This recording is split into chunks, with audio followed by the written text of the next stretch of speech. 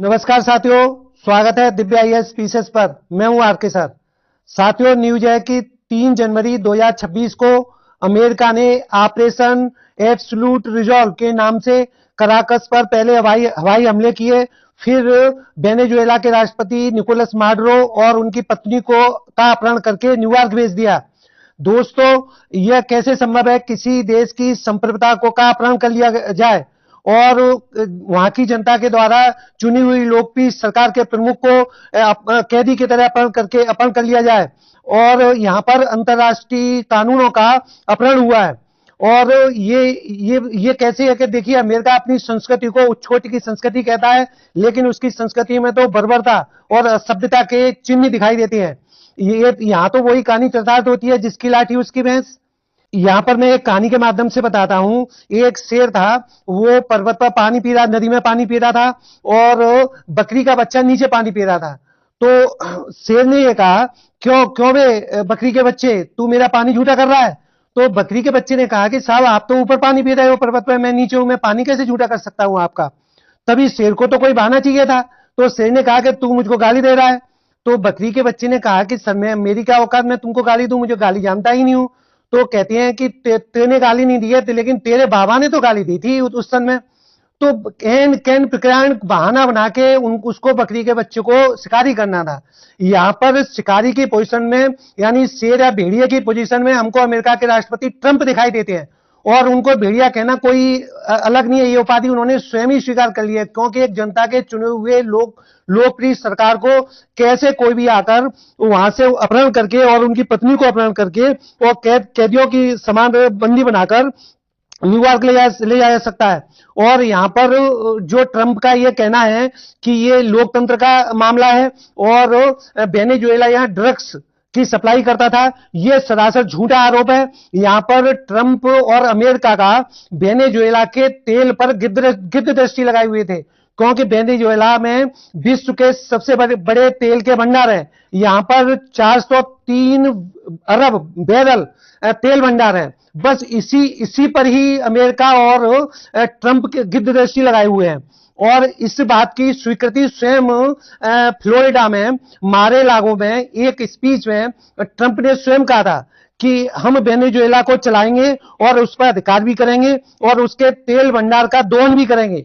और ये बताइए, ये इस प्रकार का कोई भी नेता या साम्राज्यवादी नेता ने खुल के बोला हो? ये तो स्वयं ही स्वीकार कर रहे हैं कि हम वेनेजुएला के तेल के भंडार पर अधिकार करने जा रहे हैं। तो और अमेरिका ने ये पहली बार नहीं किया है, जो 3 जनवरी 2026 में हमला वेनेजुएला पर किया है, तो ये पहली बार नहीं हुआ है। इस प्रकार के कुकृत्य अमेरिका पहले भी करता आया है, जैसे कि 1889 में पनामा पर आक्रमण कर दिया और वहां के राष्ट्रपति नोएरंग को ड्रग्स के आरोप लगाकर गिरफ्तार कर लिया गया और उनके ऊपर भी आरोप लगाए थे कि अमेरिका में ड्रग्स बेचता है ये। लेकिन अमेरिका का सीधा सीधा ये था कि वो पनामा नहर पर अधिकार करना चाहता था।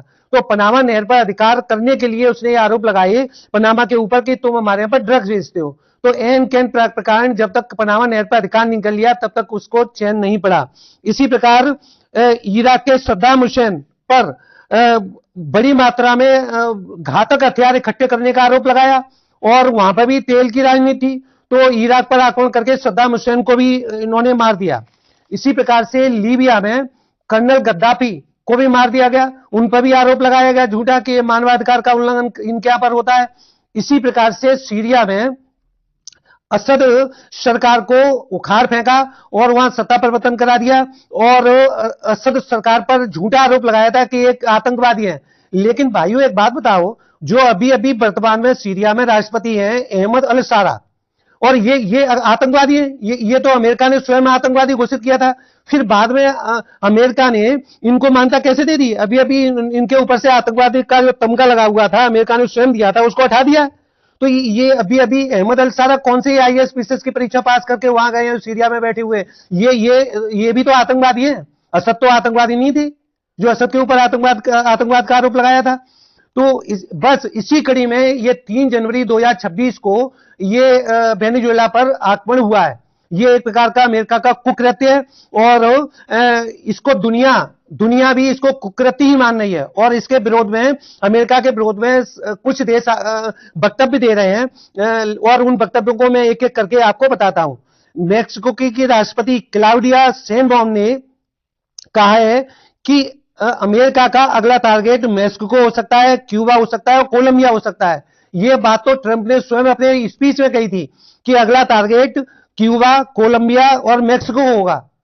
तो और उन्होंने यह भी कहा कि ये संयुक्त राष्ट्र संघ के अनुच्छेद 2 का अंतर्राष्ट्रीय कानून का उल्लंघन है। इसमें ये इस प्रकार का किसी देश की संप्रभुता पर हमला करना एक अपराध माना जाता है।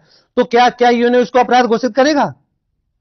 अब आइए चीन ने कहा है कि माडुरो और उनकी पत्नी को जल्दी रिहा किया जाना चाहिए और उत्तर कोरिया के शासक किम जोंग उन ने कहा है कि माडुरो मेरे मित्र हैं, उनकी पत्नी और माडुरो को जल्दी रिहा किया जाए, नहीं तो विश्व युद्ध होने की संभावना है। वैसे किम जोंग उनकी ये भविष्यवाणी ही मान सकते हैं, क्योंकि अभी देखो दोस्तों, आप देखो दुनिया में कई कन्फ्लिक्ट चल रहे हैं।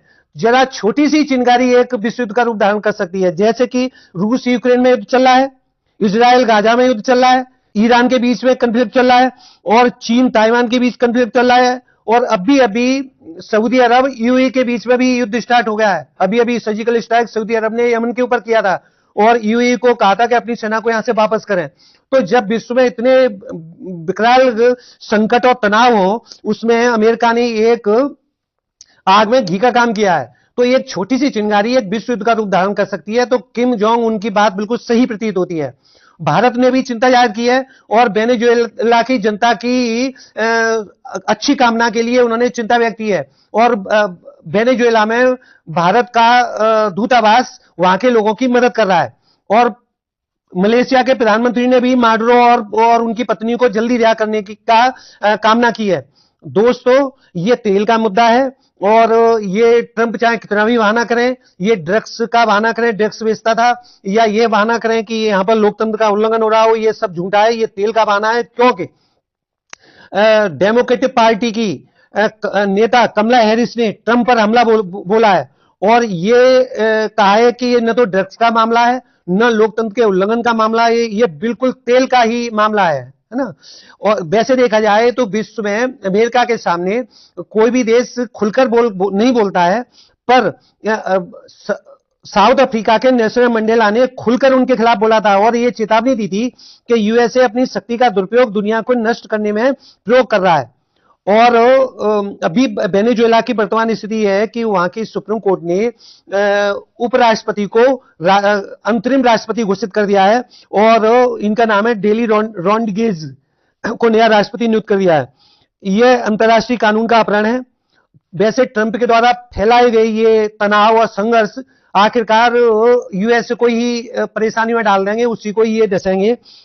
जैसे कि ट्रंप ने पहले टैरिफ बढ़ाया था, उस टैरिफ बार में अमेरिका की अर्थव्यवस्था धराशायी हो गई। वहां की जीडीपी 1.1 या 2% से अधिक नहीं बढ़ पा रही है। महंगाई की मार है, टैरिफ देशों पे लगाए लेकिन उसका उल्टा घातक प्रभाव अमेरिका पे पड़ गया, क्योंकि महंगाई की मार जनता पर बहुत बुरी पड़ रही है। वहां पर बहुत चीजें महंगी हो गई हैं।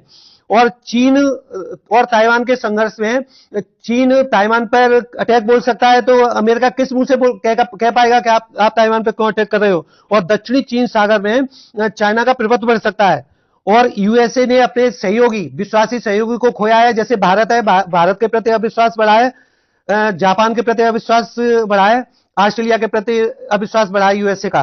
तो और यूरोपीय संघ में भी इस प्रकार का ये नैरेटिव आ रहा है कि यूएसए हमको कम मांगता है।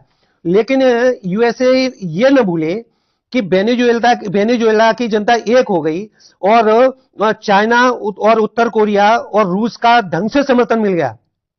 तो और वेनेजुएला छापामार रणनीति में बिल्कुल आगे है, अमेरिका इसमें बिल्कुल नहीं लगता है। जैसे कि वियतनाम में अमेरिका की सेना पहले थी, तो वहां पर छापामार युद्ध के कारण अमेरिका को हटना पड़ा। ऐसे ही अफगानिस्तान में तालिबान के खिलाफ अमेरिका की सेना थी, तालिबान ने आखिरकार सत्ता पर कब्जा कर लिया और अमेरिका की सेना को पीट कर वहां से निकाला था। टीवी पर लोगों ने खूब देखा था। तो अमेरिका को वहां से मुंह की खा के जाने पड़ी थी अफगानिस्तान में। तो कहीं ऐसा ना हो कि वेनेजुएला में तेल के सपने देख रहे हो, वही तेल ट्रंप को आग लगा दे और ट्रंप को लेने के देने पड़ जाए। क्योंकि वेनेजुएला में छापामार लड़ाई के में मारे रहे वहां के सैनिक है ना, वो वहां पर विस्फोट भी कर सकते हैं, उनके सेना को उड़ा भी सकते हैं। इस प्रकार की छापामार लड़ाई में यूएसए पिछड़ सकता है उनके आगे, है ना।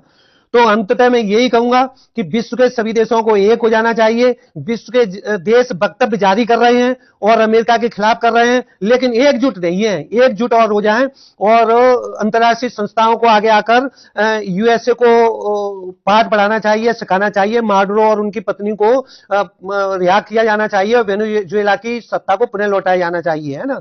हम किसी भी देश पर कैसे हम किसी देश के संसाधनों पर अधिकार कर सकते हैं। साथियों, करंट के इसी प्रकार के इश्यू को जानने के लिए जुड़े रहिए दिव्य आईएएस विशेष पर। धन्यवाद।